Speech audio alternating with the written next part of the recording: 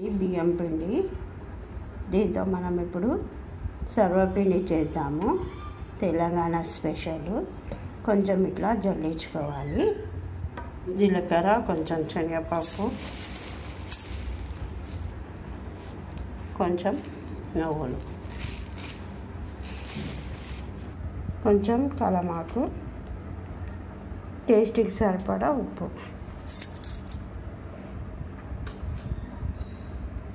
మన టేస్ట్కి సరిపడా కారం. ఇట్లా పిండి మొత్తం కలుపుకొని ఉప్పు కారం ఉందా లేదా చూసుకోవాలి. తక్కువ ఉంటే వేసుకొని కలుపుకోవాలి. దీన్ని వాటర్ పోసి కలపాలి. ఇప్పుడు సర్వపిండి కోసం మనం ఇట్లా మంచిగా పిండి తడుపుకున్నాము. పిండి తడుపుకొని ఇట్లా తీసుకొని ఒక్కొక్కటి కడాయిలో నూనె వేసి ఒత్తుకోవాలి. ఇట్లా ఫస్ట్ కడాయిలో నూనె రాయాలి, రాసి ఒత్తుకోవాలి. ఇట్లా ఒత్తుకోవాలి. ఒత్తుకొని ఇట్లా రంధ్రాలు వేసుకోవాలి. రంధ్రాలు వేసుకొని అందులో ఇట్లా నూనె వేసుకోవాలి. కొంచెం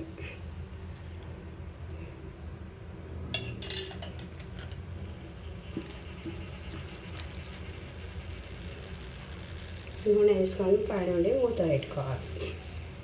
చూస్తున్నారు కదా ఎంత మంచిగా కాలుతుంది. అది మంచిగా ఇప్పుడు కొంచెం మలుపుకోవాలి.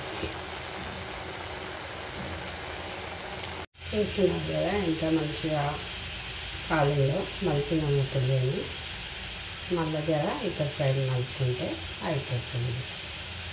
తెలంగాణ స్పెషల్ సర్వపిండి. ఇట్లా అన్నీ రెడీ చేసి పెట్టుకోవాలి. ఇవి టీ టైమ్ స్నాక్స్గా కూడా తినొచ్చు, పొద్దుటిపూట కూడా తినొచ్చు. ఎక్కువ మటుకు టీ టైమ్ స్నాక్స్గా తింటే చాలా బాగుంటాయి.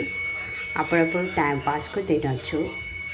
ఎక్కడైనా మనం బయటికి టూర్ వెళ్ళినా కానీ ఇలా చేసుకొని వెళ్తే ఇవి పాడవకుండా మనకు 1 వీక్ వరకైనా మంచిగా ఉంటాయి. ఇట్లా ఆరబెట్టినట్టు పెడితే మంచిగా గట్టిగా అయ్యి మనం నములుతూ ఉంటే మంచి రుచి వస్తూ ఉంటాయి. మీరు కూడా ఒకసారి ట్రై చేయండి. Thanks for watching.